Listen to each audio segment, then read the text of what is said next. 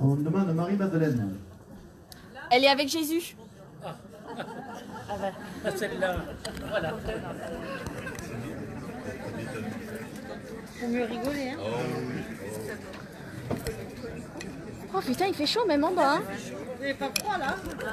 Même en bas, Même le carrelage qui est froid, ça fait...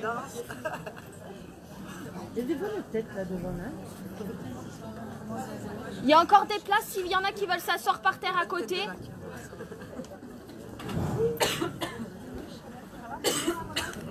Bien, bonjour à tous.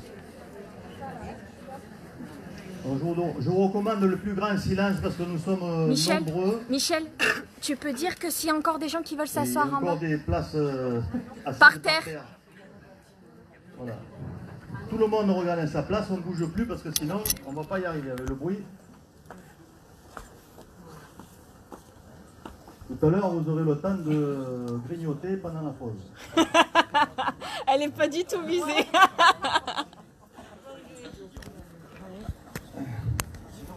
Donc avant de vous donner lecture de notre prochaine réunion, ainsi que du programme de cet après-midi, j'ai besoin de laisser parler mon cœur et pour cela remettre les pendules à l'heure ou remettre les choses à leur place, comme il vous plaira. L'association Les Roses, comme beaucoup d'autres en France, est une association d'aide au deuil, quel qu'il soit. Mais encore, elle est là pour œuvrer au rétablissement de la véritable spiritualité en faisant un travail d'ouverture. C'est la raison pour laquelle nous faisons intervenir des conférenciers qui, par leur expérience et ou leur connaissance, permettent le dépassement des épreuves et l'avancement spirituel.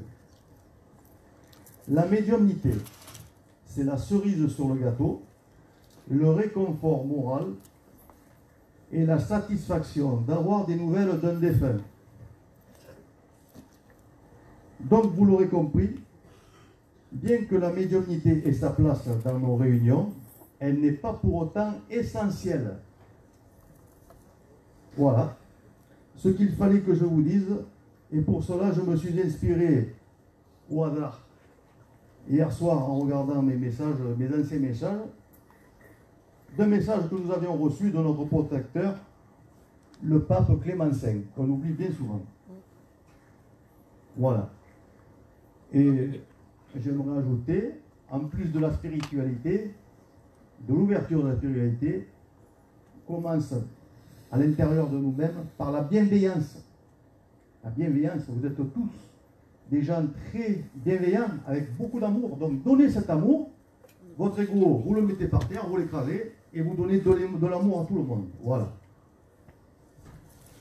C'était ma petite parenthèse.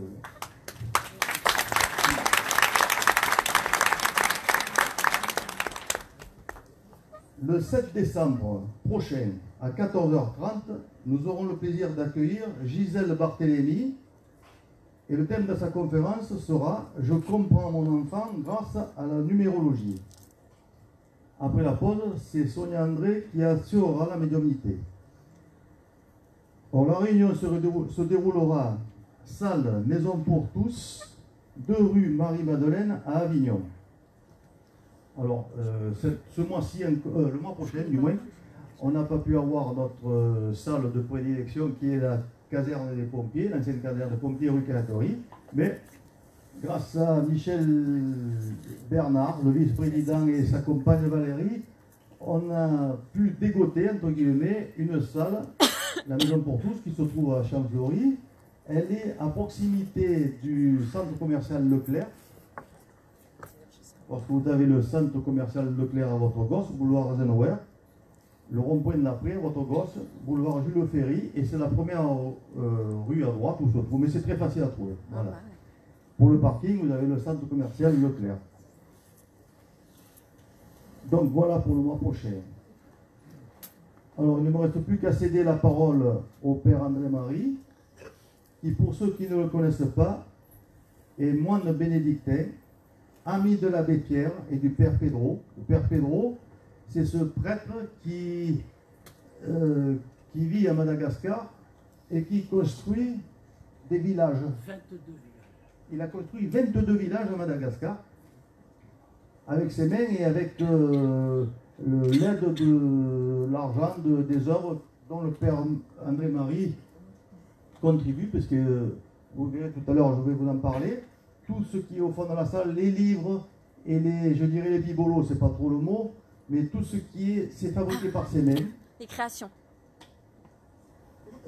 Et l'argent récolté servira pour le père André-Marie, pour là où il demeure à Croix-Ros, qui s'appelle la demeure justement, et qui recueille tous les plus démunis qui viennent le voir et jusqu'à ce qu'il soit requinqué. Et une autre partie de ces recettes vont au père Pierre Pedro à Madagascar. Voilà. C'est bientôt Noël, donc c'est l'occasion. Hein. Pardon ? C'est bientôt Noël, c'est l'occasion. Oui, il n'y a pas que Noël. Voilà. Donc, et le père André-Marie participe également à la revue de l'au-delà dans la rubrique Réflexion. Je ne sais plus où j'ai mis la revue, j'avais préparé, mais bon, voilà.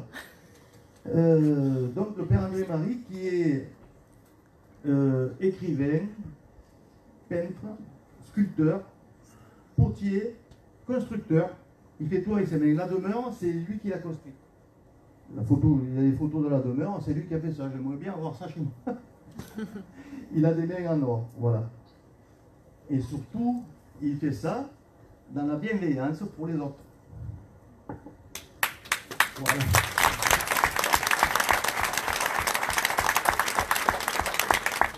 Donc voilà, pendant la pause, donc vous aurez le loisir d'aller voir et d'acheter surtout, ça fera beaucoup de bien pour l'association du père André-Marie. Également d'aller boire du café, du thé, et de grignoter quelques petits gâteaux qui sont mis à votre disposition. Voilà, donc il y a fait la pause. Eh bien, c'est Chantal Lafont que beaucoup ne connaissent pas. Moi non plus. Voilà. C'est Chantal qui entrera en action pour la médiumnité en salle. Voilà, je vous souhaite une très belle après-midi. Et c'est Marie-Madeleine qui va prendre le relais tout de suite. Ah ça y est, il s'embrouille. Il y a bien longtemps, plus de 70 ans, j'étais au petit séminaire, Hasbrook, ville des Flandres. 350 petits séminaristes qui se préparaient à être prêtres. Alors le mercredi, on allait en promenade, 3 par 3, parce que 2 par 2, il pourrait y avoir des petites histoires, 3 par 3. Et puis il arrivait qu'on rencontrait les filles du pensionnat.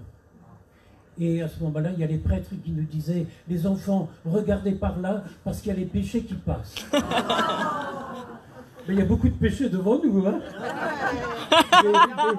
Et des beaux. C'était un jour à Madagascar, et notre petit chauffeur avait un visage de déterré, alors qu'habituellement il était souriant, il était protestant, il chantait les psaumes en malgache toute la journée. Et cette année-là, je le voyais triste comme tout.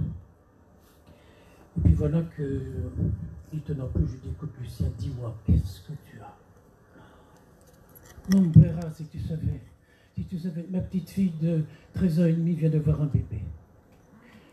Alors je prends mon plus gros sourire et je lui dis, Lucien, est-ce que tu voudrais me faire l'honneur et le plaisir que je puisse la baptiser? Et son visage a changé. Je pense que c'est notre rôle, c'est de faire changer le visage des gens, de leur donner un autre regard. Alors là, j'étais très coquin parce que j'ai profité, j'ai fait passer le temps, et puis j'ai profité du jour, il y avait le vicaire général, le supérieur du grand séminaire, il y avait le aumônier général des armées, le père Davidson, etc. Et puis je célèbre la messe avec eux, et au moment de la communion, il y a la petite maman qui pousse la gamine, parce que 13 ans et demi, et puis les malgaches sont souvent petits, qui la pousse devant moi et qui dit « Père, elle a fait un gros péché, est-ce qu'elle a le droit de communier ?» Alors je dis, écoutez, ma petite, un gros péché, un gros pardon. Et puis tous ceux qui sont là-bas derrière, ils peuvent en prendre aussi plein la figure. Du pardon. Et puis j'ai demandé à voir le bébé. Alors vous voyez ces petits bouts, 3 semaines, ces petits visages noirs, c'est merveilleux. Et puis je le montre au vicaire général. Je dis, mon père, mon Seigneur, regardez comme elle est belle. Ah oui. le supérieur du séminaire. Ah oui, ils l'ont tous trouvée belle. Alors je l'ai pris en bas, j'ai soulevé et je leur ai dit, regardez comme c'est beau un gros péché. Mais on a que ça, on a jugé que ce qu'on voit. Quand Mireille Drapeau m'a demandé de faire la préface de son livre Les révélations que lui fait le Padre Pio, je lui ai d'abord dit que je me sentais très gêné de faire la préface d'un des plus grands saints de notre histoire. Et puis comme elle a insisté, cette préface est une lettre que je lui ai écrite.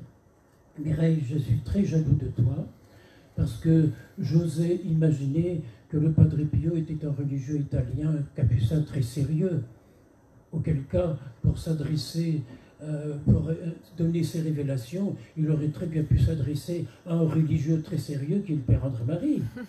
Non, il s'est adressé à une femme, je ne vous dis pas, ensuite protestante et divorcée.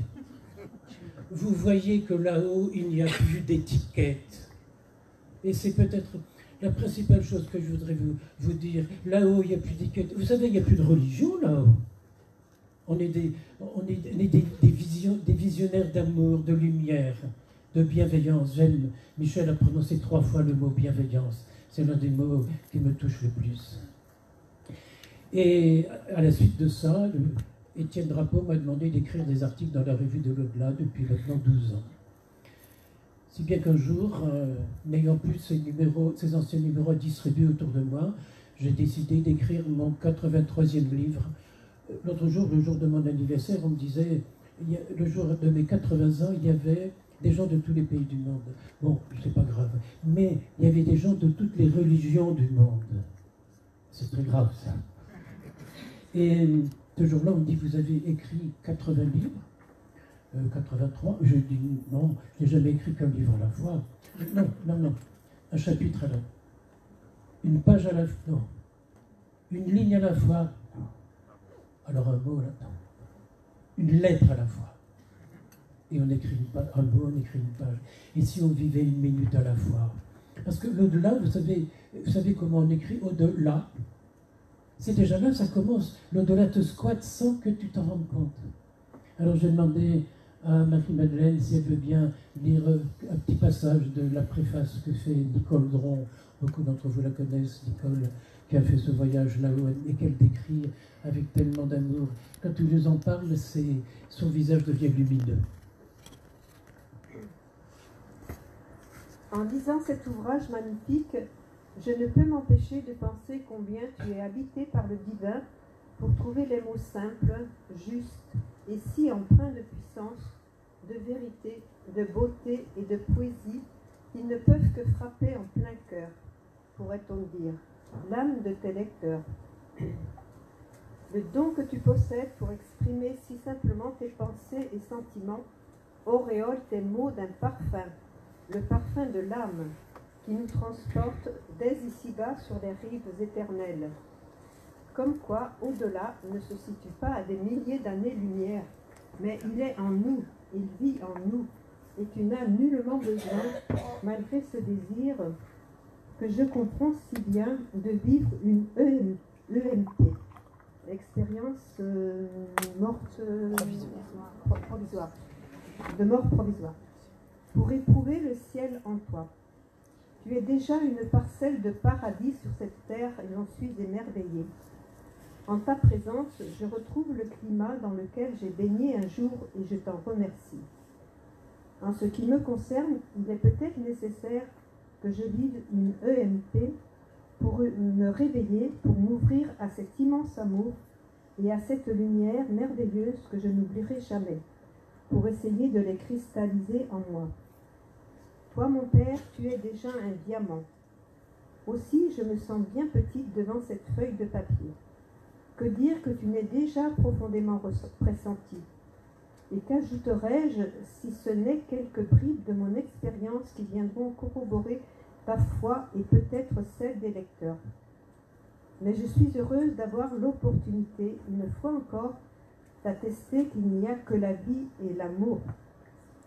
Le sujet de ce livre me tient particulièrement à cœur. Tu t'en doutes bien, et vous vous en doutez bien, chers lecteurs. Il y a tant de souffrance et de désespérance dans ce monde, tant d'ignorance à l'origine de celle-ci. La plus grande est la méconnaissance des lois de la vie et de la mort. Pourtant, si seulement on savait, si chacun de nous pouvait vivre sans mourir pour autant, ne serait-ce qu'un instant d'éternité, un instant où il se souviendrait de ce qu'il est, alors le monde serait sauvé, alors tout prendrait sens, alors toute larme serait séchée. Et est-ce que dans le fond, ils entendent? Est-ce que dans le fond, vous entendez? Non, ils n'entendent pas. Alors il faudra... Michel, tu pourrais peut-être monter le son ici. Je vais continuer à parler et vous raconter ma vie. Imaginons qu'on rassemble tous les hommes, tous les humains. Ça fait des milliards de milliards, jusqu'à Adam et Ève, là-bas tout au bout. Voilà, mais pardon, nous on est les enfants de Dieu, on a été baptisés et tout, on est les enfants de Dieu. Et les milliards d'autres, ce serait quand même pas des bâtards du bon Dieu. Il n'a pas pu rater son humanité. On est tous des enfants de Dieu, mais nous, inscrits au club. Et c'est quoi un club? Ben, c'est un règlement. Si je veux jouer au ballon, ben non, tu ne peux pas jouer au ballon parce que tu dois choisir. C'est ou bien le football, alors c'est avec les pieds, ou bien le handball, c'est avec les mains, ou bien le rugby, c'est avec tout ton corps. Mais il faut choisir. Et il y a un règlement. Mais si le règlement, on l'impose, mais le règlement, il n'y a plus de bienveillance là-dedans. Et dans l'au-delà, c'est la bienveillance la plus complète. Récemment, j'écrivais un petit conte, c'est la grand-mère qui refusait les rides. Vous savez, la grand-mère se regarde dans un miroir, et puis, 80 ans... Et puis elle se souvient quand elle était enfant, elle ridait son visage pour découvrir comment elle serait quand elle serait vieille. Et là, devant son miroir, elle déride son visage. Et puis elle regarde ses yeux, et elle s'aperçoit que ses yeux sont complètement transparents. Ils ne retiennent rien, les yeux. Qu'est-ce qui retient? Ce connard qui est là dans la tête, et qui se rappelle du passé, et puis qui dit « je dois pardonner ». Mais il n'y a plus rien à pardonner, c'est fini, c'est passé, c'était avant-hier, avant-hier. Ah oui, mais il m'a dit des vacheries. Ah bon? Tu crois qu'il s'en souvient? Et pourquoi toi tu t'en souviens? Pourquoi tu ramènes un passé dans ta tête et tu te fais du mal, tu te fais souffrir?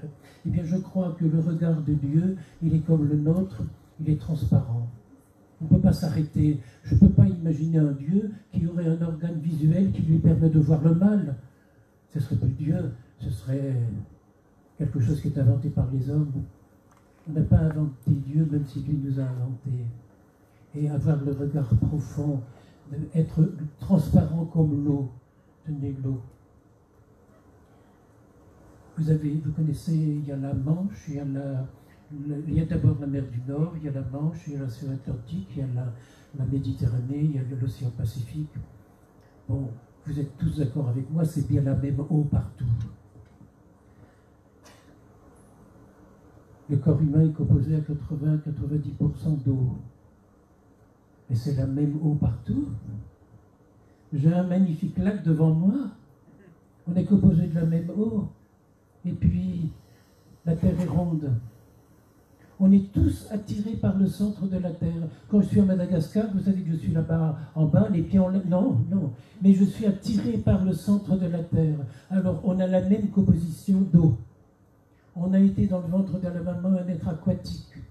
On est attiré par le centre de la Terre. Et il y a cette phrase de la Bible, la première phrase, « L'Esprit de Dieu planait sur les eaux ». Mais on était déjà là-bas. Et on y est encore. Et puis on est là, l'au-delà. J'étais récemment à Madagascar et invité dans un temple protestant pour faire une conférence, parler aux gens. Bon, vous vous rendez compte, c'est pas très catholique ça. Un prêtre catholique qui va dans un temple protestant. Écoutez, excusez-moi, j'ai le droit d'y aller, c'est moi qui l'ai construit. Parce que les pauvres pasteurs malgaches ne sont pas aidés par les riches pasteurs malgaches. parce que les pauvres prêtres en France ne sont pas souvent aidés par les gens qui ont les moyens. Parce que l'amour, ça n'a pas d'étiquette. Et je rentre donc dans ce temple au moment où il y a une pluie diluvienne qui tombe sur les toits en faisant un bruit assourdissant, et on entend le micro. Comme après les repas, il m'arrive souvent d'avoir des malaises, j'hésitais un peu sur ce que j'allais dire, je commence par dire une banalité. Est-ce que vous croyez que le bon Dieu, l'eau qui tombe, préfère tomber sur les bosses ou sur les creux des tôles? Et tout le monde me dit, mais c'est la même chose. Ah bon? Et si c'est la même chose, est-ce que vous pensez que le bon Dieu préfère la prière du pasteur ou la prière du prêtre? C'est la même chose. La prière du noir ou la prière du blanc? C'est la même chose. La prière du riche ou la prière du pauvre? C'est la même chose. La prière du saint ou la prière du voyou et du bandit? Et ils n'ont pas osé dire c'est la même chose, mais je l'ai dit pour eux, c'est la même chose. Et celui parmi nous tous, là, à qui le bon Dieu a le plus plaisir à pardonner, eh bien c'est à celui qui le mérite le moins. Parce qu'il est comme ça. Il est tordu, notre bon Dieu. Il n'est pas comme les hommes. Nous, on veut de la rigueur. Nous, on veut des règlements. Nous, on veut des sacrements. Tout à l'heure, s'il y en a qui peuvent rester un petit peu plus longtemps, dans un petit coin quelque part, je vais célébrer l'Eucharistie. On va vous parler de l'au-delà. Chantal va vous faire des signes de l'au-delà. Mais le bon Dieu, il sera là. Il vient pour toi. Il y a une phrase de la messe qui dit il faut dire que je dis toute la phrase pour arriver à la finale. De la mort et de la résurrection. Parce que c'est toi qui nous as choisis pour servir en ta présence. Vous êtes là pour entendre quelque chose. Tu es là. Je ne parle pas à vous, je parle à toi. Et la petite blonde là-bas, mes mères là-bas, c'est à toi que je parle. Et Chantal parlera comme ça en nous faisant revenir des ondes de là-haut, des ondes d'amour, de bienveillance. Je dois dire que je voudrais te demander pardon, Chantal. Mais oui, parce que dans ma boutique, on n'aime pas beaucoup les gens comme toi. Ça leur fait peur. Vous savez, je célébrais beaucoup de filles. J'ai la lumière dans les yeux, je me déplace. Je célébrais très souvent, en tant que prêtre, des funérailles. Mais j'ai toujours eu un sentiment qu'il n'y avait pas le service après-vente. C'est toi qui le fais. Et au moment des funérailles, je fais être moi-même, parce que pour moi, les funérailles, un jour, les pompes funèbres, les 4 gars des pompes funèbres sont venus m'embrasser en me disant, mais père, vous vous êtes trompés, c'est un mariage que vous avez célébré, c'est pas un enterrement. J'appelle ça un anciennement. On va au ciel. Et puis, je le fais dans la joie. Quand on souffre de la disparition de quelqu'un, parce que c'est une disparition matérielle, qu'est-ce qui souffre en nous? Ben, je crois que c'est l'ego. Parce que lui qui nous a quittés, mais il est heureux, il est dans la joie, il est dans la lumière, il est dans l'exubérance. Et si on y croyait, eh bien, on n'aurait pas peur, non seulement pas peur de mourir, mais on souffrirait certainement beaucoup moins, bien que la séparation est douloureuse, du départ de quelqu'un. On me citait un exemple il n'y a pas longtemps, c'est du même domaine. Un médecin appelle un couple, la maman avait passé une échographie. Et puis le médecin leur dit, voilà, on a bien examiné les images, votre bébé est gravement handicapé. Alors on va pouvoir prolonger de quelques semaines la date et on vous propose un avortement. Et le papa et la maman parlent ensemble, et puis ils s'embrassent, ils se parlent tout bas, et puis le papa prend la parole, il dit, docteur, on refuse. Mais enfin, cet enfant, il sera handicapé, il mourra peut-être à la naissance, il pourra peut-être vivre une semaine, il pourra peut-être vivre, je ne sais pas, 1 mois. Imaginons qu'il vive 3 mois. Mais justement, docteur, déjà dès maintenant, parce qu'il pourrait, vous m'avez dit qu'il pourrait mourir à la naissance, dès maintenant je le caresse dans le ventre de sa maman et je lui dis des mots d'amour. Et puis s'il peut venir au monde, on va tellement, tellement, tellement l'aimer qu'il sera comblé et puis il s'en ira heureux. Et nous, on ne pourra pas être malheureux. Est-ce que, docteur, vous nous proposez autre chose que ça?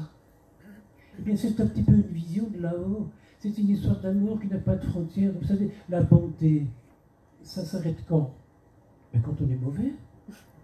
La bonté, les frontières, je citais tout à l'heure à quelqu'un qui vient d'Orange. Je citais, tu as toujours été à Orange? Peut-être pas toujours. Non, tu n'as pas toujours été ici. Maintenant, tu es là-bas. Eh bien, je lui citais le cas de François qui a vécu chez moi pendant 27 ans sans dissouler, pété toute la journée. Et puis, un jour, il me dit « Je te hais ». Et je dis « Moi, c'est la même chose avec moi, je te hais ». Tu veux bien rajouter un petit bout de quelque chose pour accéder directement à l'au-delà, où il n'y a plus de jugement, où il n'y a plus d'idées toutes faites, où on nage dans le bonheur. Quand je suis rentré au monastère, il y a un peu plus de 60 ans, eh bien, je pensais que faire des prières, on allait être toujours heureux. Je pensais que réciter les psaumes en latin, en grégorien, c'est tellement beau, ça rendait le bonheur. Et puis voilà que 7 ans après, on me demandait de partir à l'armée en Algérie. Et puis, un infirmier doit soigner tout le monde. C'est la Convention de Genève. Un ami comme un ennemi. Ah bon? Et qui est-ce qui a décidé que les gens en Algérie, c'était des ennemis? Un homme politique? En tout cas, j'étais infirmier. J'ai pu me récupérer de temps en temps. Les gens me disaient « Ah, papa, tu soignes tout le monde, toi ?» J'ai dit « Oui, je soigne tout le monde. Il est comme ça, il est comme ça. » Je dis « Oui. » Et on m'amène dans une grotte pour soigner des malades. Et j'ai tout de suite découvert que ce n'était pas des blessures qu'ils avaient, que ce n'était pas d'une maladie, mais que c'était des tortures. Et faites par qui? Ben par nous. Ah, je sais bien qu'ils en faisaient aussi. Quand ils découpaient les glandules, qu'ils pendaient un arbre avec les testicules dans la bouche, c'était pas du gâteau, bien sûr. Mais la haine, il ne faut pas l'accepter. Le pardon, ça ne doit pas avoir de limite. Sinon, tu restes dans la balle. Alors, il ne faut pas confondre le pardon et l'oubli. Il y a des choses qu'on ne peut pas oublier. On ne peut pas faire un trou dans sa tête, c'est pas possible. On ne peut pas oublier. Mais on doit dépasser. Et j'en viens arriver à penser, vous savez, je suis potier, j'ai tourné plus de 300 000 pots dans ma vie, j'ai malaxé plus de 300 tonnes de terre, j'ai taillé des pierres, vidé des camions, etc. Il paraît que j'ai encore à 83 ans une musculature étonnante. Mais c'est la même chose avec la bonté. Parce que c'est nous qu'il faut les entretenir. Et si tu entretiens la bonté à toi, j'aime Michel qui a dit 3 fois le mot bienveillance. Nourrir la bienveillance en toi, ça devient une nature. Tu ne peux plus faire autrement. Puis d'ailleurs, le bon Dieu, lui, ne fait pas autrement. Vous parlez du Père Pedro, tout à l'heure, ce Père qui a planté pour défendre notre planète, l'année dernière, avec les enfants des écoles, plus de 360 000 arbres. Et il dit à ses enfants qu'il les a retirés du dépotoir. Ils auraient dû mourir de faim. Dites-moi, mais quand on empêche un enfant de mourir de faim, on l'éloigne du paradis? Je me suis souvent posé la question. Et je ne sais pas si je peux rentrer au paradis, parce qu'il y a une phrase de Jésus dans l'Évangile qui dit « Tout ce que tu fais au plus petit d'entre les miens te sera rendu au centuple. » Il y aura tellement de tonnes de riz à l'entrée du paradis que je ne pourrai pas rentrer. C'est Jésus qui s'inquiète parce que c'est comme ici, il y a beaucoup trop de monde au paradis, il y en a plein qui sont debout. Alors il s'inquiète et puis il dit il faudrait faire une petite enquête. Alors pour les enquêtes, il envoie les anges. Vous savez, les anges, ils sont des sacrés espions, hein, ils sont là partout. Il y en a plein autour de chacun d'entre nous. Et l'archange Michael, l'archange Gabriel vient voir Saint-Pierre et puis lui dit ben voilà, Saint-Pierre, j'ai compris. Vient voir Jésus, il dit voilà, j'ai compris. Saint-Pierre, laisse rentrer tout le monde maintenant. Il dit c'est nouveau ça. Alors il convoque Saint-Pierre et lui dit mais où tu as vu chanter ça? Tu laisses rentrer tout le monde? Ben oui, mon pauvre Jésus, ben oui. Je suis allé au catéchisme sur la terre à Nazareth, et il y a un certain Jésus de Nazareth qui m'a fait le catéchisme et qui nous a dit que son Père fait luire ce soleil sur les bons comme sur les méchants. Alors je suis obligé de laisser rentrer tout le monde. Oui, mais Jésus dit il y a beaucoup trop de gens debout, là, tout autour. Qu'est-ce que je vais faire? Je ne vois plus qu'une solution, il faut que tu donnes les clés du paradis à quelqu'un d'autre. Et puis Saint-Pierre s'en va tout souriant, et il ramène au souriant les clés à Jésus. Tiens, voilà les clés du paradis, je te les rends. Il dit, c'est tout ce que ça te fait? Ben oui, Seigneur. C'est tout ce que ça te fait, c'est tout ce que ça me fait. Parce que ta mère, elle a fait tous les doubles.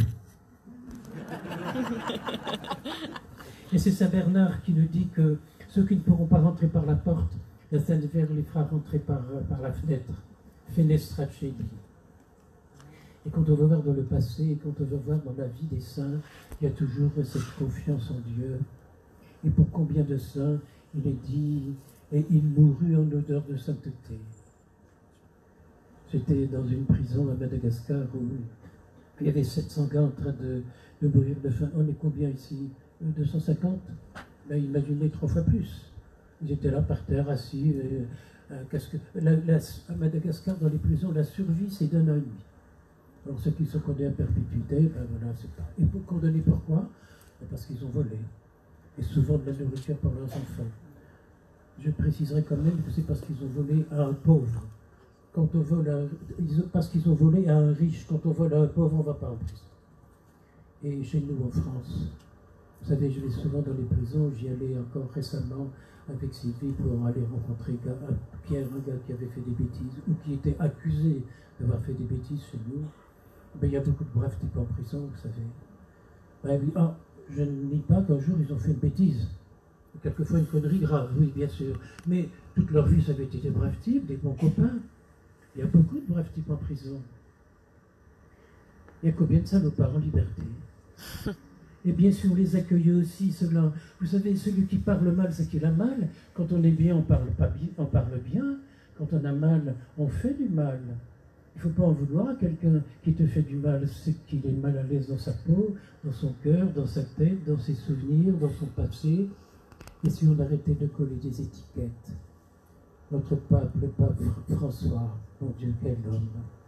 D'abord, c'est un des meilleurs amis du pape Pedro. Le pape était il n'y a pas longtemps à Madagascar. Il a pris pape Pedro dans sa papamobile, ce qui n'avait jamais été fait. Mais le pape François dit: je vous interdis de coller une étiquette sur la situation matrimoniale des parents pour la coller sur l'enfant. Un gosse de divorcé que certains prêtres refusent de baptiser, qui viennent chez moi, et ça n'existe pas, c'est un enfant qui vient au monde, point final. Alors je vais demander à Valérie si elle peut essayer de faire passer quelques images. Essayez de faire passer, parce que la technique, vous savez, elle domine la technique. Merci Valérie. Alors si vous pouvez éteindre les lumières. Alors vous allez voir le petit moine, il y a 60 ans, jusqu'à celui qui va dans les prisons à Madagascar, et puis l'ami du père Pedro. Ah, il faut... Voilà, alors Robert, je te laisse chercher la technique et je vais... Continuer à parler. Je vais continuer à parler. Donc, j'étais dans cette prison, et quand j'ai demandé à tous ces gars qui étaient là, ceux dont ils avaient le plus besoin, eh bien, ils m'ont dit des bonbons. Ben oui, une petite douceur avant de mourir. Dites-moi, si on décidait, là, nous tous, là, le temps qu'il nous reste à vivre, pour certains c'est encore longtemps, si on décidait d'employer notre temps à distribuer autour de nous de la bienveillance, de la douceur, de la bonté, vous ne croyez pas qu'on pourrait changer le monde? Et tout à l'heure, je vous parlerai de Masaru Emoto qui nous prouve des photos à l'appui, des centaines de photos, qu'avec une parole, avec un mot, on peut changer le monde. Voilà, je pense que ça vient. Par contre, il faut que je récupère un micro pour le son. Oui, bien sûr. S'il vous plaît. Il n'y a pas un deuxième micro? Michel, il n'y a pas un deuxième micro? Tu le mets devant. Un deuxième micro? Non mais il est sourd. Non mais c'est vrai en plus.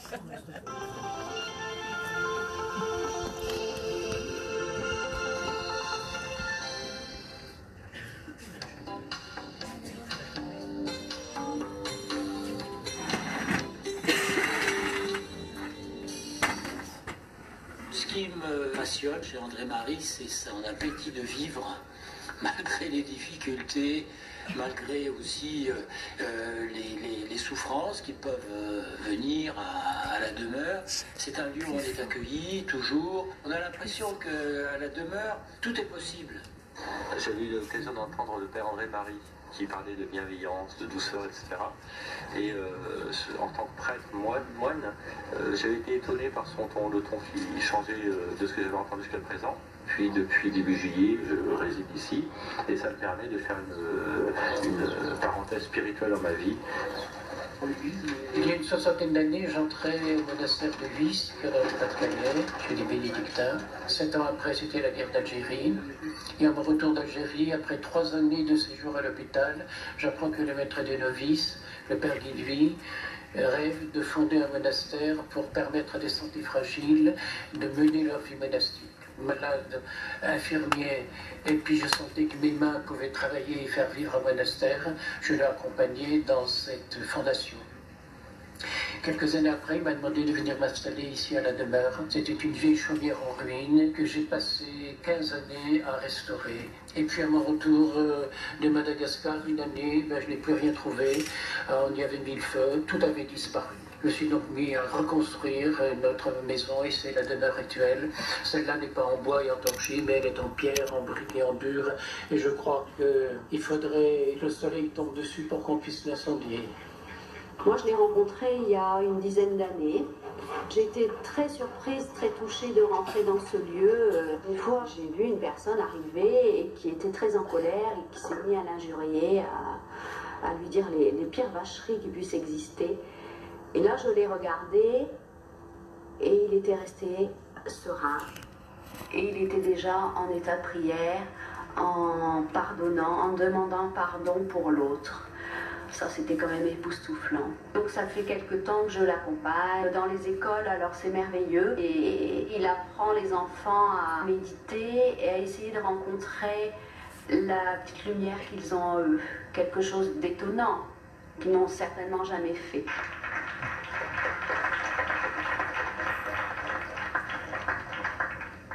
Sur la presse, j'ai trouvé un article sur le père André-Marie. Je l'ai rencontré. Et je dirais que la consécration, ça a été notre voyage à Madagascar en 2010. Là, j'ai vu à quel point les gens de Madagascar l'aimaient. J'ai le souvenir d'une mendiante, quand elle a ressenti la proximité du départ du père André-Marie, c'est les larmes que j'ai vues dans les yeux de cette mendiante. Et le père André-Marie est un moine. La religion, il la pratique avec son cœur. C'était un baptême. Alors il a choisi, non pas une église, non. Il a choisi un temple. Et à la fin du baptême, il m'a demandé de venir réciter des versets du Coran. Pour moi, c'est devenu quelqu'un de très proche, en qui j'éprouve une profonde amitié, un profond amour. Un tel amour qu'une fois, je lui ai dit, mon père, je veux me convertir au christianisme. Et il m'a dit non. Reste comme tu es. Descendez, descendez, lumière d'amour. Descendez, descendez, lumière du ciel. Descendez, anges et archanges, bénissez ce lieu. Quand je suis à la demeure, c'est comme s'il y avait une sorte de maillage de la foi, de la solidarité, de la foi en l'homme. Et que je trouve très symbolique, par exemple, que le bureau d'André-Marie, ce soit le bureau que l'abbé Pierre lui a légué.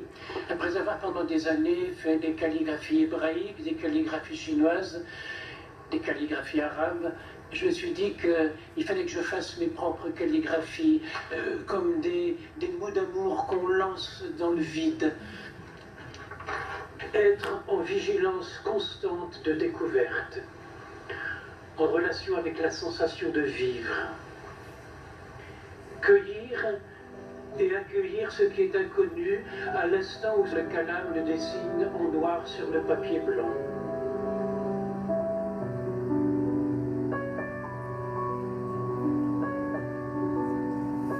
J'héberge bien sûr dans cette maison beaucoup d'étrangers.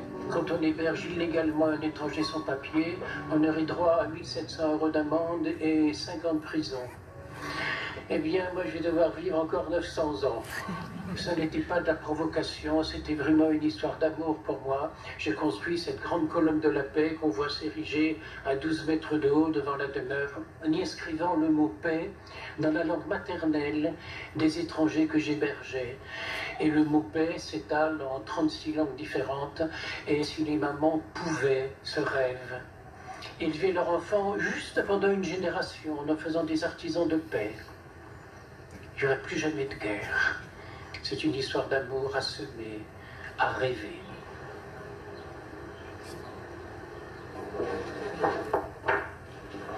Est-ce que vous croyez que vous êtes en train de patiner des pièces, et puis les verdir, et puis les nettoyer? Ben vous verrez que vous faites erreur. Vous êtes en train de nourrir des enfants qui ont faim. d'empêcher cette mondialisation épouvantable, ce rouleau compresseur qui fait mourir 50 000 enfants tous les jours. Alors on va se battre, nous n'aurons pas. Un jour, j'étais devant la table où les poteries étaient sorties du four et il me vient à l'esprit cette phrase où Jésus multiplie les pains. Et moi, je me suis dit, pour nourrir les enfants qui n'ont pas de pain, je vais multiplier les pots. Et quand on me dit, est-ce que vous pourriez vous passer de créer? Et je réponds, je ne pourrai plus jamais me passer d'aimer. Je ne prie jamais mieux que lorsque mes mains sont au travail. L'eau, le vent ont usé la pierre. C'est ce qu'il y a de plus doux, de plus tendre, qui use ce qu'il y a de plus dur. Eh bien, c'est la victoire de la douceur sur la violence. Et voilà que le petit en fait une histoire d'amour. Et il en fait un rêve. Il en fait le but d'une vie de travail. Une cruche qui est vendue, et c'est un enfant qui aura à manger pendant 15 jours. Quand mes mains sont gantées d'argile, j'ai le bonheur au bout des doigts. Mais souvenez-vous, quelquefois, que la terre, c'est si fragile.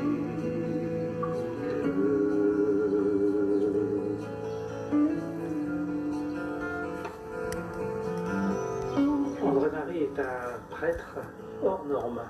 Et une fois qu'il était dans le désarroi, et puis vraiment très peiné de voir comment son église le déshonorait, il en avait parlé avec le père Pedro, et le père Pedro avait dit, nous sommes des prêtres d'une église qui n'existe pas encore.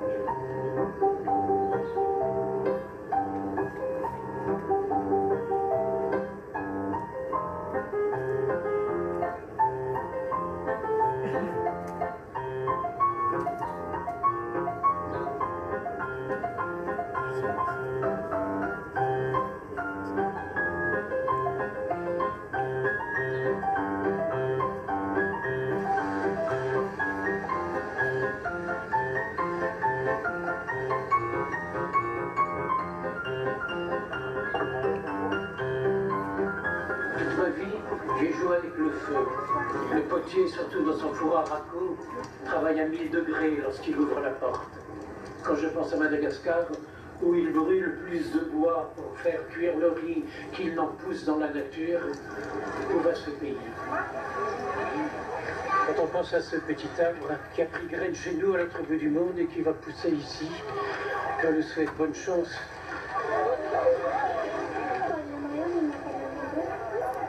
Si au lieu de voir, tu cherchais à entrevoir l'intériorité des choses, est-ce que tu as déjà vu dans un gland un chêne de plus de 100 ans? As-tu déjà fermé les yeux pour voir, pour caresser, embrasser de ta vue intérieure l'intériorité des autres?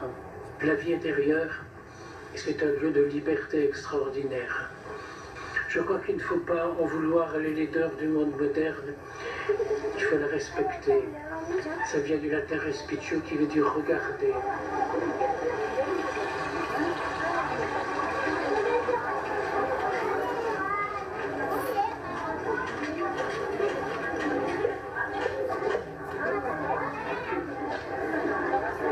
Quel plaisir de te voir. 30 ans après. Et il m'a amené de force à Madagascar et il a fait mon grand bonheur. Je suis content. J'ai jamais entendu une personne expliquer l'évangile comme lui. Jamais. chez nous en France, on dit Jésus-Christ ressuscité. C'est pas vrai. Jésus-Christ ressuscité. Seigneur, qui va bénir ces dons, pour nous tous ici rassemblés, d'abord pour la famille et pour cette maison.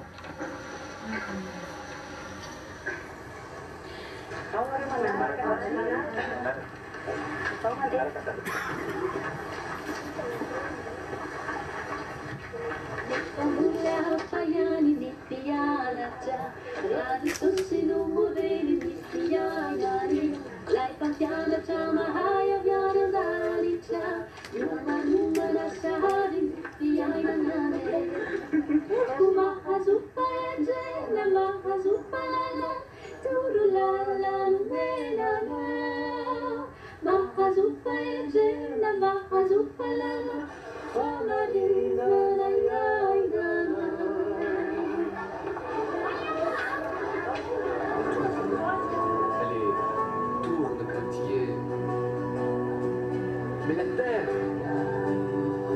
tous les déshérités de Dieu, et puis tourne, allez, tourne, Poitiers. Tourne, Poitiers. Les consciences,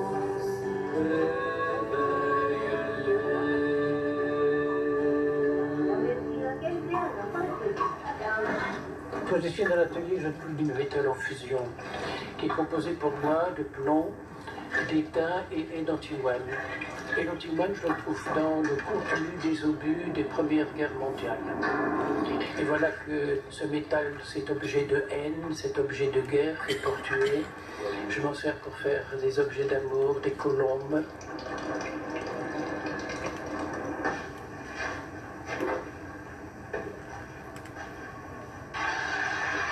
Je pense toujours à cette phrase de saint Thomas d'Aquin, tout ce qui est reçu prend la forme du contenant.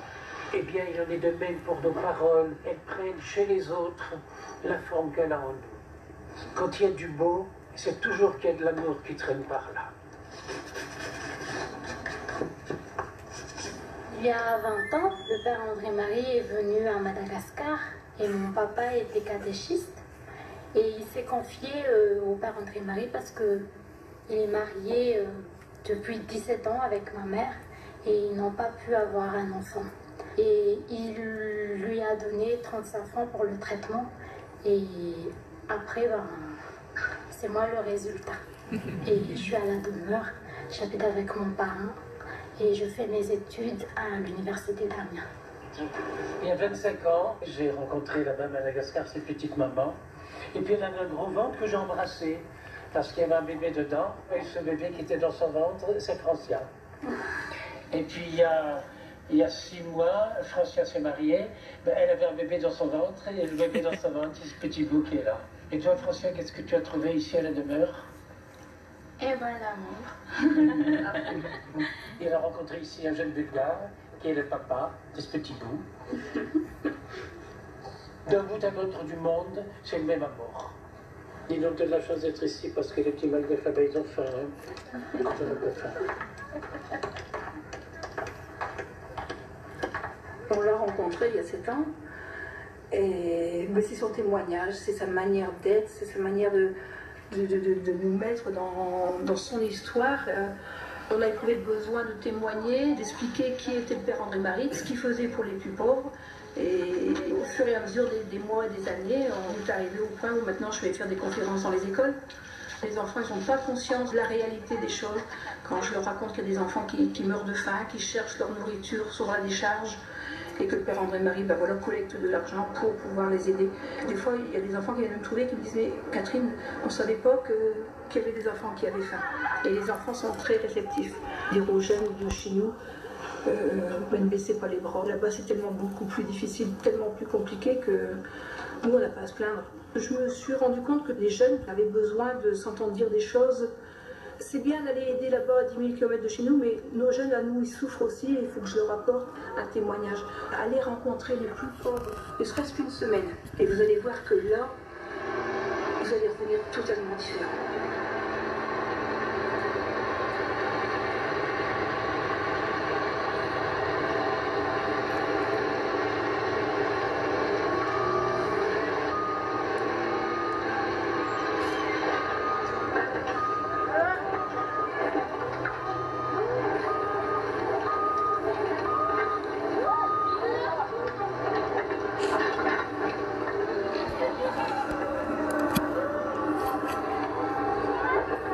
Ça fait beaucoup de bien de songer à tout ce temps parcouru ensemble. Il y a 30 ans de cela, quand vous êtes arrivés, eh bien, j'ai pu relever la tête et me dire que tu peux y arriver, tu peux y arriver. Et maintenant, j'en suis fier, j'en suis heureux.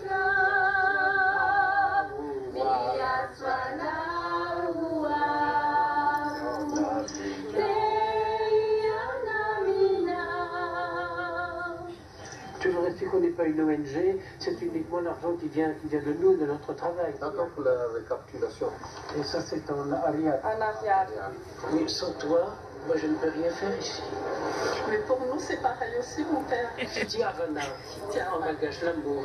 Et pour le centre aussi à Fantine, ils étaient vraiment contents de ce que vous avez donné, ce que vous faites pour eux, que ce soit pour la construction et pour la nourriture pour ces malades-là, parce que 80 kilos de riz par mois, pour eux, c'est vraiment beaucoup. Dans les prisons, c'est pareil aussi. Cette misère épouvantable, où on peut aller distribuer un peu de sourire. Et à chaque fois que vous venez, pour eux, c'est vraiment une ressource quand ils vous voient.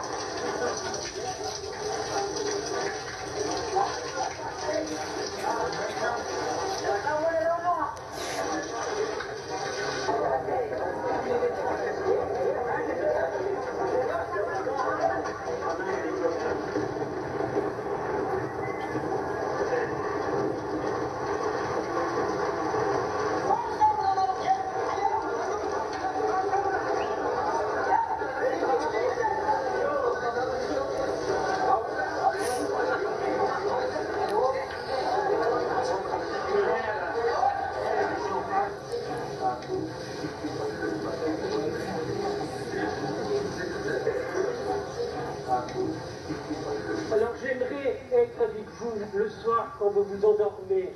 Alors on va vous apporter dans quelques jours des nattes. Comme il n'y a pas que le sommeil qui compte, il y a aussi le besoin de la nature. On va financer pour qu'il y ait des petinettes.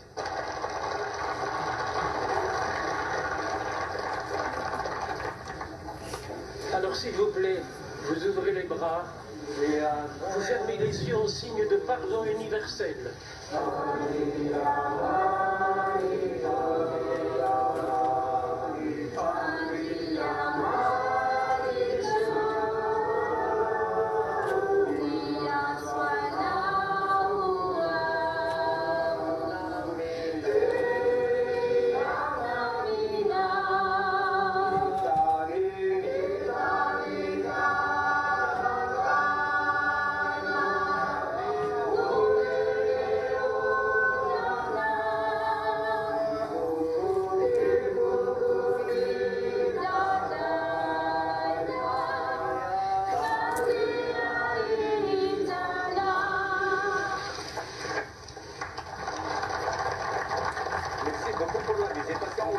Dans la prison.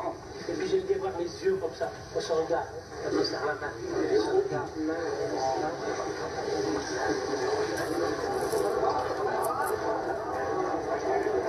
Moi, dit la serrure, je suis la porte entre aujourd'hui et hier, entre l'avant et l'après. Mais c'est toi qui décides de l'ouverture et de la fermeture. Si tu sais garder ton cœur ouvert dans la prise de conscience de la vie au présent, rien ne te sera jamais fermé pour toujours. À l'instant, je pensais trouver un moteur de potier. Et un moteur de potier pour faire du beau, pour faire du vrai, je me sens entièrement libre. C'est cette liberté, en fait, qu'on doit offrir aux gens, pour qu'ils se sentent pris par cet amour de Dieu, par cette tendresse, par ce pardon universel, en regardant les gens, en rentrant en eux, en les faisant sourire, comme le petit travail l'argile qui se laisse faire. C'est un de mes rêves, le rêve d'un monde nouveau.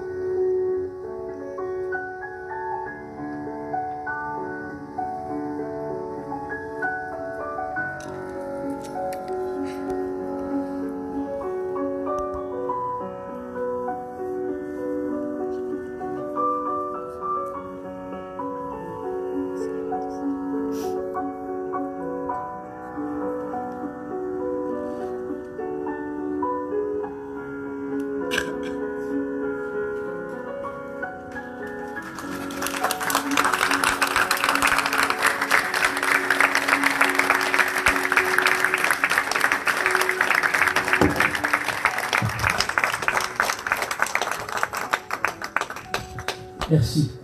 Quelques petites explications sur cette scène de ces images. Vous m'avez vu en train de casser du granit, là, dans la carrière du père Pedro. On appelait ça, dans mon enfance, condamné à Cayenne aux travaux forcés à perpétuité.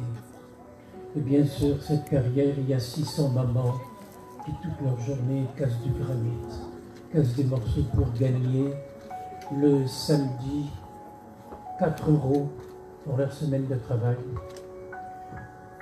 Mais elles passent à la caisse d'épargne le soir avant de rentrer dans leur case pour mettre 50 centimes d'économie pour la survie.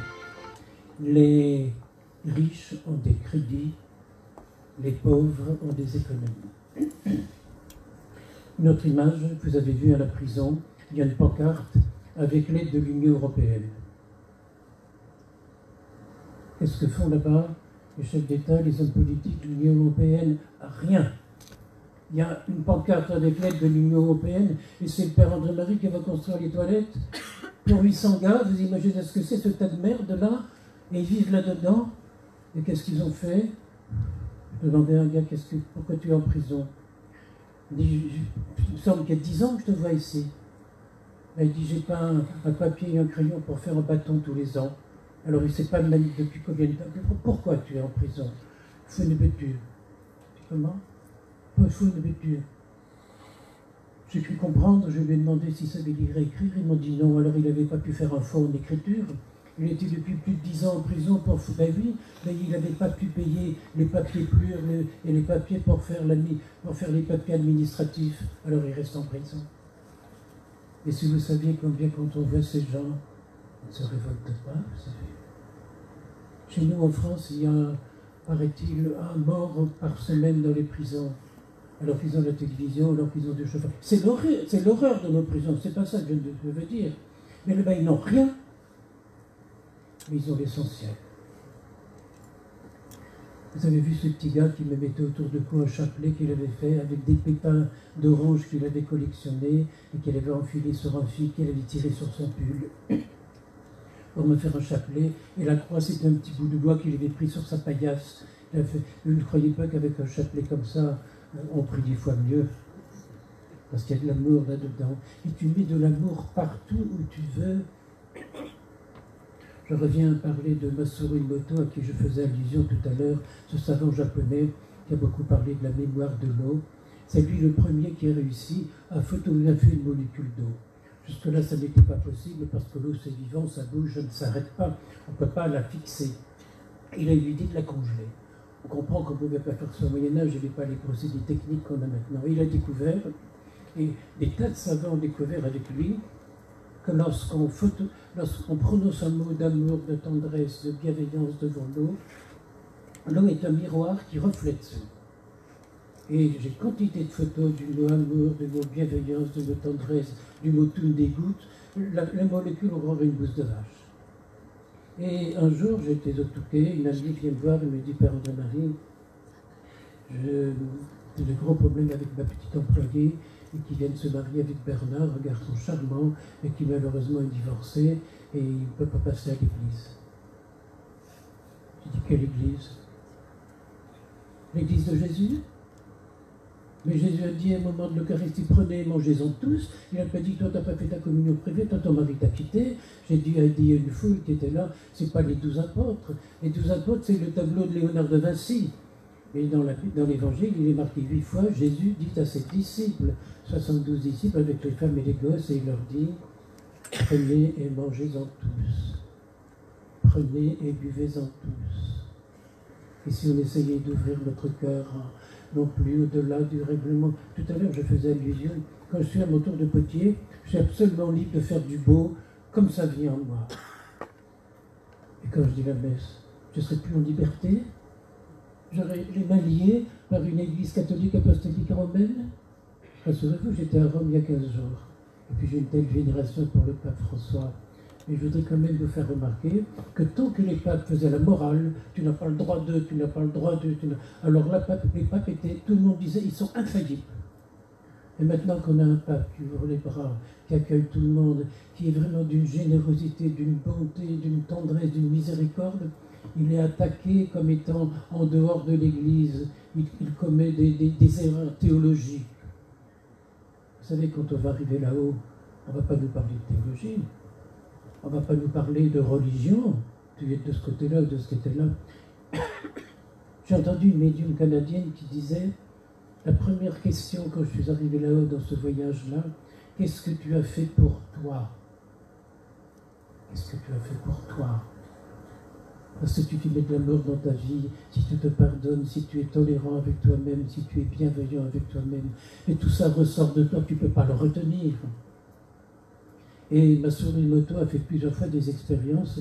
Il prend un bocal dans lequel il met de l'eau et du riz. Là, il met de l'eau et du riz. Et un troisième avec de l'eau et du riz. Et celui-là, tous les jours, il le prend, il le cajole, il le câline, il dit que l'eau est belle, elle est pure, et le riz, c'est la nourriture des enfants. Celui-là, il est joli. De toute façon, tu vas pourrir, ça ne sert à rien, tu ne sers à rien, toi. Et celui-là, il passe dans la plus complète indifférence.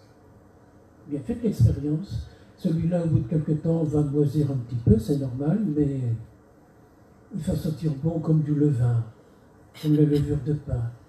Celui-là, c'est la pourriture. Et celui dans lequel on passe avec la plus complète indifférence, alors là, l'odeur est épouvantable, c'est noir, c'est moisi, c'est insupportable. Le pape François dit, on est dans la mondialisation de l'indifférence. Je voudrais vous dire quelque chose qui va vous faire du bien. J'ai un ami qui était là au milieu d'entre vous et qui m'a dit tout à l'heure, j'attendais là dans la cour avec les autres et j'ai senti l'atmosphère de paix et de bienveillance qu'il y avait là. Merci. Et ça, si on sait, ça c'est déjà le paradis. Il y a des années, on me demandait d'accueillir, on me téléphone lui disant, il y a un évêque malgache qui est à Amiens, qu'est-ce qu'il faut faire? Il est allé voir l'évêque, il l'a accueilli pendant 5 minutes, il est allé voir le préfet, qui l'a accueilli pendant 3 minutes, et qu'est-ce qu'on va faire d'ici jusqu'à ce soir? Ben, écoutez, il faut me l'amener. Et j'attendais, je devais en fin de matinée célébrer un baptême. J'ai dit, écoutez, s'il peut venir à 11h30, nous allons célébrer un baptême ensemble. Très bien, j'annonce ça à la famille. On pourra faire des photos. Je dis oui, mais des photos en noir et blanc, c'est pas la peine de perdre de la couleur. Ça suffit avec un malgache. Et puis, 11h, 11h30, midi moins le quart, Monseigneur n'arrive pas. Je rassemble donc les gens dans la maison, dans la chapelle. Et pour les faire patienter encore un petit peu, je leur raconte une histoire. C'est l'histoire du pape qui est dans sa papa mobile, vous savez, le prédécesseur, fin Benoît XVI, et qui dit à son chauffeur, dit s'il te plaît, tu peux me passer le volant de la papa mobile parce que je voudrais savoir comment ça roule. Quand j'étais archevêque en Autriche, j'avais une Mercedes, ça roulait, ça roule, puis il n'y a pas de limitation de vitesse, ça va. Et la papa mobile, ça marche comment? Il doit y avoir les anges qui poussent et puis les saints qui tirent, ça va rouler tout seul. Il passe mal le volant. Écoutez, très Saint-Père, ça m'ennuie beaucoup, je l'heure de quoi, c'est à côté de vous, et vous qui allez conduire la voiture. Et à ce moment-là, Monseigneur arrive. Alors je vais le saluer, quelques mots polis en malgache, je l'invite à s'asseoir et je lui dis, Monseigneur, je leur raconter une histoire pour vous les faire patienter. Si vous voulez bien, je vous résume cette histoire pour que vous puissiez comprendre la suite. Et mon histoire n'avait pas du tout envie de lui plaire. Je continue quand même. Le pape assiste auprès de son chauffeur et lui dit, passe-moi le volant s'il te plaît. Écoutez, très Saint-Père, j'ai qu'un petit salaire.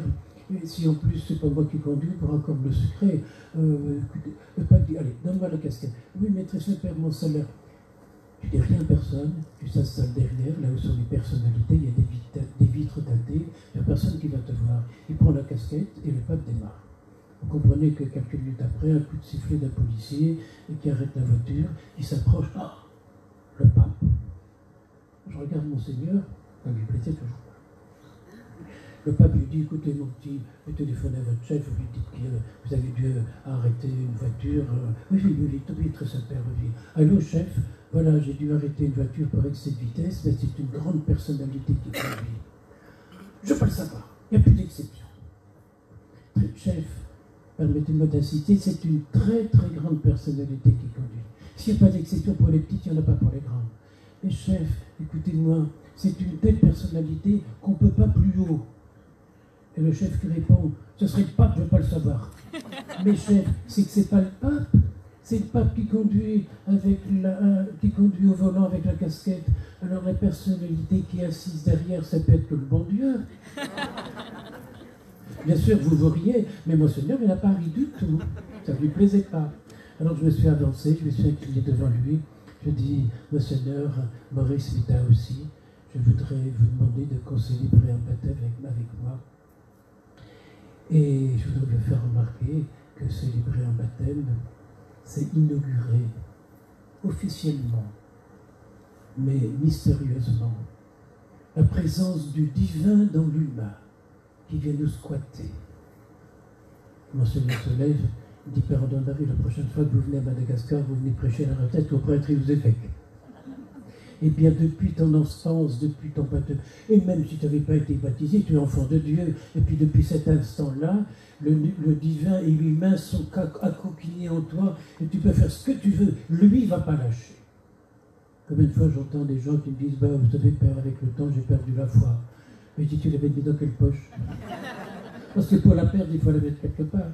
Je crois que la foi, c'est une adhésion de sa culture, mais de sa pays chrétien depuis toujours. Quoique, il y a bien des périodes qui ne sont pas très très belles. Dites-moi, s'il n'y avait pas de dogme dans l'Église, est-ce qu'il y aurait eu l'Inquisition où on se permettait de torturer à mort, jusqu'à la mort, des gens parce qu'ils ne pensaient pas bien dans leur tête? Le pape François dit, arrêtez vos dogmes parfois inaudibles, parfois, bien sûr, il n'est pas en train de s'opposer, parfois inaudibles, et puis entrez dans la bien, arrêtez vos paperasses. On n'est pas enfant de Dieu parce que c'est écrit sur un papier, ou parce qu'un parrain et marraine ont signé. On est enfant de Dieu parce qu'on est immergé dans le divin, n'est-ce pas? Combien je suis heureux de baptiser un enfant. Et quand les parents me disent quelquefois, mais mon père, on vous doit combien pour un baptême? J'ai mis tout de ma gueule, toi. Mais je suis prêt à payer pour faire un baptême, tellement je suis heureux, tellement c'est un bonheur en moi. Mais excusez-moi, mais il y a des enfants qui ont faim.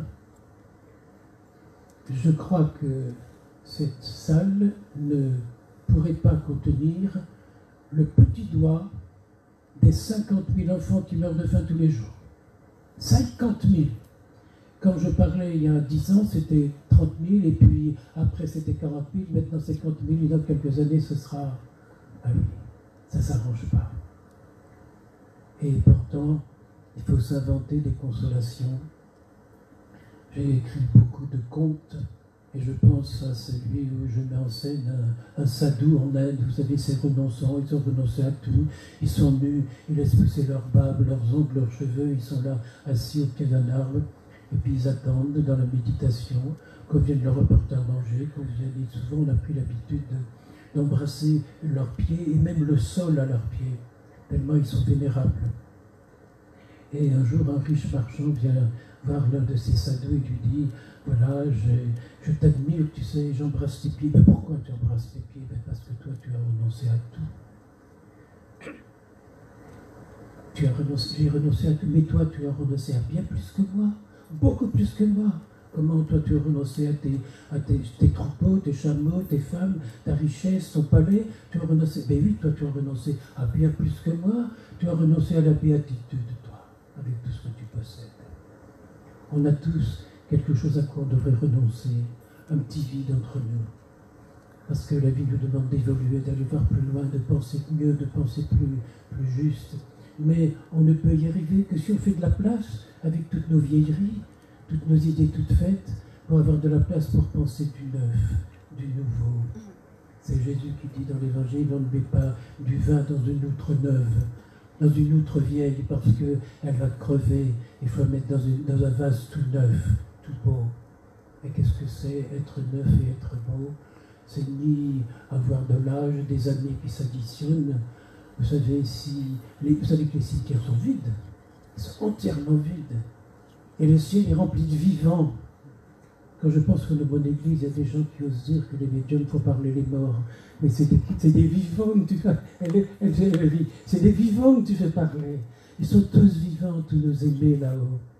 Et si l'un ou l'autre de tes aimés t'a quitté dramatiquement, Eh bien, rassure-toi, vous savez ce que c'est que la mort? Bon, je ne l'ai pas encore vécu. Mais pour moi, la mort, c'est quand on zappe à la télévision d'une chaîne sur l'autre. On est dans un autre monde. Et on se rend à la lumière. Et si là-haut, on pouvait avoir des regrets, et je ne suis pas sûr qu'on pourra pas en avoir. Mais si on pouvait, ce sera pour se dire, si j'avais su en profiter, pour donner, pour abandonner, pour pardonner, pour aimer, et pour être dans la bienveillance. Et voilà que Masaru Emoto nous montre rien qu'avec des mots, avec des paroles, on peut changer le monde. Quand vous entendez ce prêtre qui est le supérieur général des carmes du monde entier et qui dit de moi, écoutez, excusez-moi, je n'ai jamais vu quelqu'un qui parlait l'évangile comme lui, eh bien je crois que c'est à cause de toutes les vacheries, de toutes les misères, j'allais dire de toutes les merdes qu'on m'a fait vivre dans ma vie. Chassé, vous savez, aucun de mes livres n'est à vendre dans les librairies religieuses, aucun. Ce qui ne veut pas dire qu'il n'y a pas de très très très bons livres là-bas. Mais bon, vous allez dire que vous n'avez qu'à ouvrir l'un ou l'autre de ces livres. Quand à la dernière page, il est marqué non seulement la reproduction n'est pas interdite, mais elle est encouragée. Allez-y, photocopier, distribuer. Vous comprenez que les libraires ne peuvent pas accepter ça parce qu'ils ont besoin de vivre. C'est normal. Il y a bien des situations dans lesquelles on désire vivre, parce qu'on a décidé de vivre comme ça, qui va déranger les autres et qui va mettre beaucoup de gens mal à l'aise et beaucoup de haine autour de vous. Je pensais à une époque où des gens avaient claqué la porte de notre association parce qu'ils ne voulaient plus me voir, parce qu'ils ne voulaient plus m'entendre. Et un ami, Bernard Monton, écrit « André-Marie, j'admire la liberté de ta foi, à laquelle j'adhère entièrement, mais ne t'étonne pas si cette liberté puisse faire souffrir des gens qui sont encore étroits. Oui, ne vous étonnez pas si certaines qualités de vie que vous avez peuvent faire souffrir les autres ou éveillent des rancœurs. Et si on se décidait, pour le temps qu'il nous reste à vivre, de ne plus avoir jamais de rancœur à nous, que de la bienveillance, que de la bonté. Je termine en racontant cette petite histoire. C'est un père après la guerre. Quand j'étais enfant, j'ai connu la guerre, la dernière guerre mondiale. Et puis, vous savez, les Allemands prenaient sur leurs genoux, parce que j'avais 6 ou 7 ans, ils avaient un petit garçon de mon âge là-bas en Allemagne, alors ils me prenaient sur leurs genoux, ben oui. Mais quand la guerre a été finie, vous savez, pendant la guerre, on a été maltraités par les Allemands, mais je vous assure qu'après la guerre, on s'est drôlement rattrapés. Il y avait des camps de travaux, il y avait des prisonniers dans les fermes chez nous, il y avait partout des prisonniers allemands qui mangeaient pas à la table, qui mangeaient avec le chien dans la pièce d'à côté. Et puis le père von Straten, ayant découvert ça, envoie ses amis prêtres dans les différents camps de travaux, avec une musette, avec un petit hôtel portatif pour dire la messe, et puis avec quelques médicaments, il y avait toujours un morceau de gras de lard. Parce que quand on n'a qu'un bout de pain sec, moisi à manger, si on frotte dessus du gras de lard fumé, ça donne un petit peu plus l'appétit. On l'avait d'ailleurs surnommé le père Ola. Et un jour, il reçoit d'un de ses collègues prêtres qui est allé dans un camp à Breslau, une petite photo, vous savez, ces photos du temps passé, sépia, et on voit une pauvre maman en loque à la porte d'une baraque, et qui tient par la main une petite fille d'une maigreur incroyable. Et la maman avait marqué le nom du stalag, Breslau, stalag numéro 1 tel, et la petite fille avait marqué son prénom, Marie-Rose. Et quand j'ai lu cette histoire, j'ai pensé aussitôt à une petite que j'ai hébergée chez moi il y a bien des années, Marie-Rose. Elle avait un cancer généralisé, elle était orpheline, elle n'avait pas les charges sociales, et je la faisais soigner. Bien sûr, à l'époque, une journée de chimiothérapie, c'était 1000 francs, des francs lourds. Voilà. Et puis bon, et elle est morte dans mes bras après qu'on l'ait soignée pendant 3 ans. Une petite à laquelle j'étais beaucoup attachée.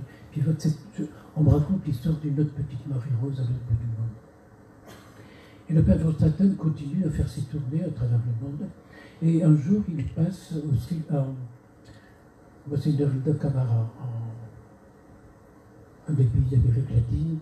Et Monseigneur lui dit, vous savez, père, que les chrétiens de la cathédrale sont venus me voir, et puis m'ont dit, il s'est passé à la cathédrale une chose affreuse, c'est dramatique, c'est scandaleux. Ils ont avec des barres de fer, défoncé le tabernacle de la cathédrale, ils ont jeté les hosties sur l'autel, et ils ont volé les calices en or et en argent.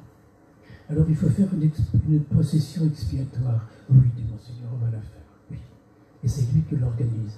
Et voilà qu'on s'arrête devant une piéta, et puis tout le monde se met à genoux, on prie, on demande pardon, et puis on s'arrête devant un calvaire, et même chose, et puis Monseigneur les amène dans un bidonville. Et puis là, les gens disent, alors qu'est-ce qu'on fait ici? Ben, il dit, vous allez vous mettre à genoux, et vous allez demander pardon, parce que c'est ici que les enfants meurent de faim. C'est ici que Jésus dit, tout ce que vous ne faites pas aux plus petits d'entre les miens, c'est à moi que vous ne le faites pas.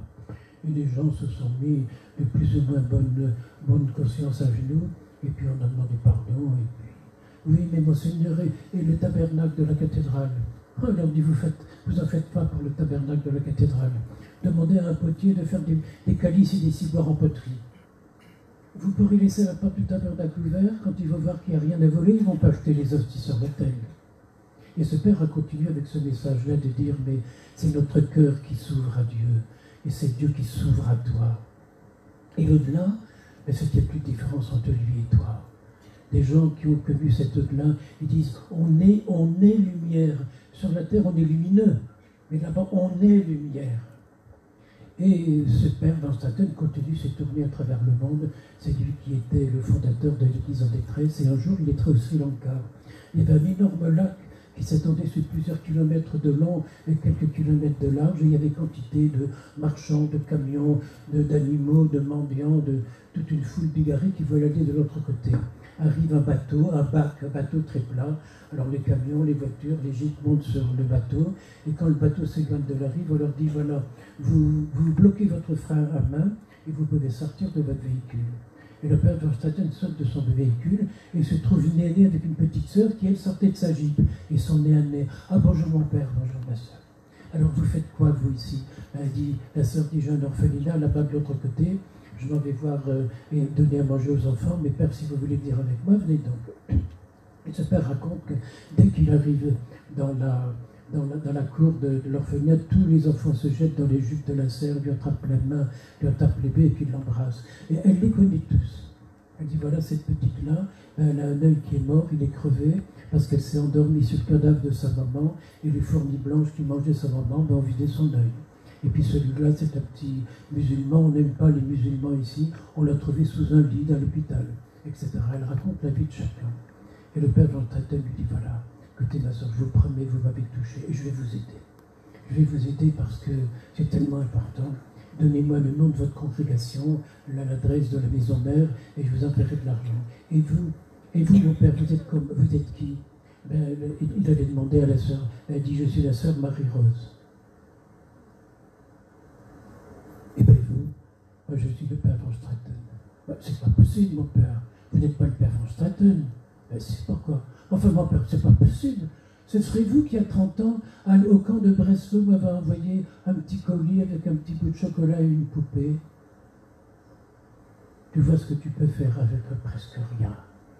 Parce que ça devient du presque tout.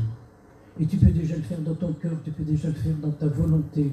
La sœur Remeto explique que les mots qu'on prononce à l'eau pour transformer l'eau, par l'eau miraculeuse, on a photographié l'eau de Lourdes dans un robinet de la ville et l'eau de la grotte. Elles sont différentes. J'ai vu des photos de l'eau quand il y a un baptême. Dans l'église orthodoxe, les chrétiennes des villages viennent poser des bouteilles d'eau tout autour de la cuve baptismale pour qu'elles profitent de la bénédiction de l'eau du baptême. Et bien quand on a photographié l'eau avant et après le baptême, la molécule est différente. Tu peux changer le monde. Mais il insiste surtout, c'est pas simplement avec la prononciation du mot, mais c'est avec l'intention que tu y mets. Et je pense à cette petite phrase de la messe. C'est souvent, comme je ne dors pas beaucoup la nuit, une de mes prières. D'ailleurs, je la prononce cette nuit, cette phrase de la messe, et sur nous tous enfin, nous implorons ta bonté. Alors je la prononçais pour un tel que je connais, pour un tel qui est malade, et je la prononçais pour vous. Je me suis dit, je vais vous retrouver devant 200 personnes cet après-midi. Sur eux tous, Seigneur, j'implore ta bonté. Et après ça, on ne serait pas bon pour les autres. On n'en aurait pas au moins envie. Et quand on en a envie, c'est l'envie qu'on donne qui structure l'eau d'une autre façon. J'étais avec Sylvie dans le TGV hier pour venir ici, et à un moment, il y avait de la neige partout dans la campagne. Et au premier, sur la voie du TGV, il y avait un lac, il y avait un canal, il y avait de l'eau, il y avait de la neige, il y avait des nuages. C'est la même eau. Qu'est-ce qui le différencie? Il y a différencie entre l'eau du canal et l'eau de la neige, 1 degré. Ça passe du solide au liquide. Il faut peu de choses pour changer le monde. Il faut peu de choses pour changer un visage. Il faut peu de choses pour changer une énergie, de la bonté, de la beauté, de la générosité. J'ai envie de me taire parce que ceux qui le peuvent vont aller voir quelques-uns des petites choses que je fabrique. Tout à l'heure, il y avait une phrase dans le film, quand on fait du beau, on fait du bien. Donc, quand c'est beau, il y a de l'amour qui traîne par là. Alors vous allez voir notamment des petites crèches, c'est bientôt Noël, des petites crèches faites dans une coquille de noix. Et à l'intérieur, il y a des personnages qui font 1 centimètre, qui sont sculptés en bois par des gens qui crèvent de faim à Madagascar. Et ils font ça la nuit à la lumière d'une bougie. On peut changer le monde. On doit changer le monde. Et tout à l'heure, Chantal de vous expliquer comment ça se passe par là. Et quand je l'écoute, je me fais tout petit, parce que j'y connais rien du tout. Et tu vas m'apprendre. Ah non, c'est moi,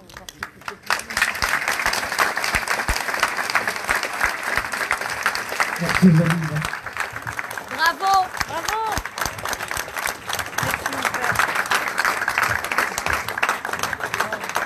Merci Père André-Marie. Toujours autant de verve, malgré l'âge. Père André-Marie a eu 82 ans au mois de juin. 26. Bravo! 26. Voilà, allez. Vous pouvez aller pour ceux